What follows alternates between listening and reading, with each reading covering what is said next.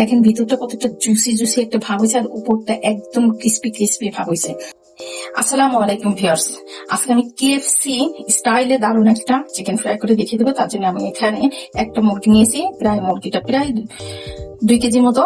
আর এখানে যা যা লাগবে আমি তাই দিয়ে দিচ্ছি। এখানে ফার্স্টে আদা দিয়ে দিলাম, রসুন দিয়ে দিলাম 1 টেবিল চামচ। এখানে আমি গুঁড়ো মশলা নিয়েছি, জিরে ভাজা গুঁড়ো, গোলমরিচের গুঁড়ো, লাল মরিচের গুঁড়ো আর গরম মশলার গুঁড়ি। আমি এখানে 1 চামচ পরিমাণে হোমমেড মশলা নিয়েছি। এখানে যাবতীয় মশলা আছে, জয়ফল, জয়তি, মানে বিরিয়ানি বা তেহরি, কাবাব টাবাব যেটা করা হয় সেই মশলাটা আমি এখানে অ্যাড করে নিলাম। পরিমাণ মতো লবণটাকে নিয়ে নিলাম।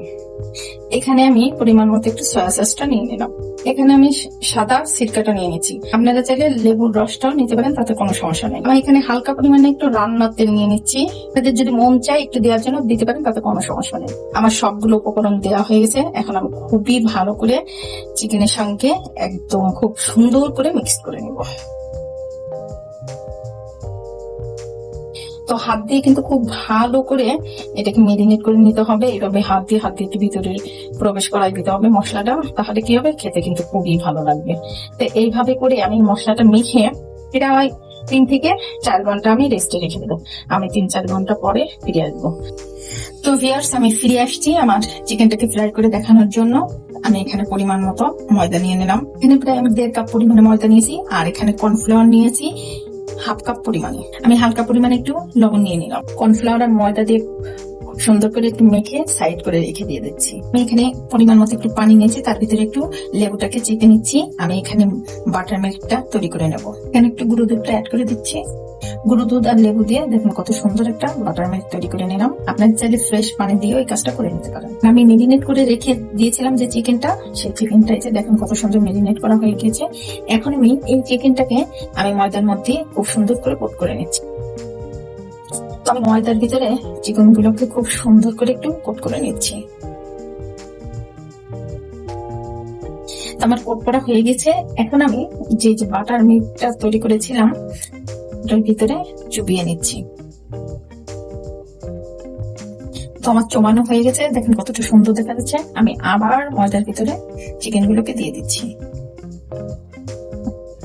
তো ভিউয়ার্স, আমি ঠিক যতগুলো চিকেন ভাজবো ততগুলো চিকেন আমি এখানে নিয়েছি। এখন আমি চিকেন গুলোকে দেখেন কত সুন্দর করে এই ঢাকনালা কৌটার মধ্যে দিয়ে চিকেন গুলোকে কত সুন্দর করে ঝেঁকে নিয়ে আমি ঠিক বিএফসি তে যেভাবে করে আমি ঠিক সেইভাবে করে দেখিয়ে দিচ্ছি। আমি আরেকটু ময়দা চিকেনের উপরে দিয়ে দিচ্ছি। আমি এইভাবে বক্সটাকে ঢেকে নিলাম। এখন এইভাবে করে খুব সুন্দর করে চিকেনটাকে আমি ঝাঁকিয়ে নেব। তো ভিউয়ার্স, যত ঝাঁকা বেশি ভালো হবে, ততই কিন্তু চিকেনটার সঙ্গে ময়দাটা খুব সুন্দর করে মিক্সড হয়ে যাবে। আর দেখেন কতটা সুন্দর, একদম সেম কেএফসি তে যেভাবে তৈরি করা হয় চিকেন ফ্রাই, দেখেন একদম সেম সেভাবে হয়ে গিয়েছে। এখন আমি ডাইরেক্ট চুলায় চলে যাই। ভিউয়ার্স, আমি প্যানে তেল নিয়েছিলাম, তেলটা গরম হয়ে গেছে। এখন আমি চিকেন গুলোকে দিয়ে দিচ্ছি। দেখতে কিন্তু সেই সুন্দর হয়েছে। ভাবে করে আমি চিকেন গুলোকে আস্তে আস্তে করে ভেজে নেবো। খুব হাই স্পিডে জালটা দিয়ে দেবেন, একদম মিডিয়াম তাপমাত্রায় জালটাকে দিতে হবে। ভিউয়ার্স, চিকেনটাকে আমি খুব সুন্দর করে একটু উল্টিয়ে দিই। দেখেন কতটা সুন্দর দেখা যাচ্ছে, যা বলার অপেক্ষা আসলেই রাখে না। এই পর্যায়ে খুব অল্প করে কিন্তু চিকেনটাকে উল্টিয়ে দিতে হবে। আর যেহেতু মানে চিকেনটা ডিপ ফ্রাই হচ্ছে, দুপুর তেলে ভাজা হচ্ছে, তো সেক্ষেত্রে কিন্তু চিকেনটা ভিতরে কিন্তু দুটোই সিদ্ধ হয়ে যাবে। আর বেশি নাড়াচাড়া করার কোনো প্রয়োজন নেই। ভিউয়ার্স, আমার চিকেনটা কিন্তু খুব সুন্দর ফ্রাই হয়ে গেছে। দেখেন একদম কেএফসির মতো হয়ে গেছে।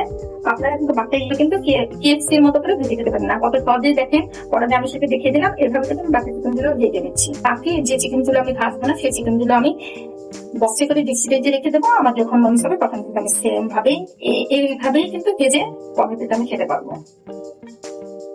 তো আমি এইভাবে করে বাকি চিকেন গুলো ভেজে নিচ্ছি।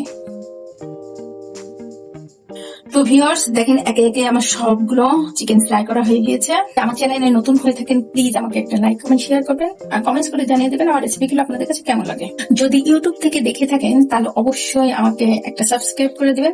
আর ফেসবুক থেকে দেখে থাকলে অবশ্যই একটা লাইক এবং ফলো দিয়ে রাখবেন। দেখেন ভিতরটা কতটা জুসি জুসি একটা ভাব হয়েছে, আর উপরটা একদম ক্রিস্পি ক্রিস্পি ভাব হয়েছে।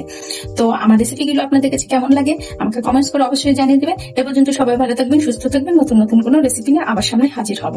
হাফেজ।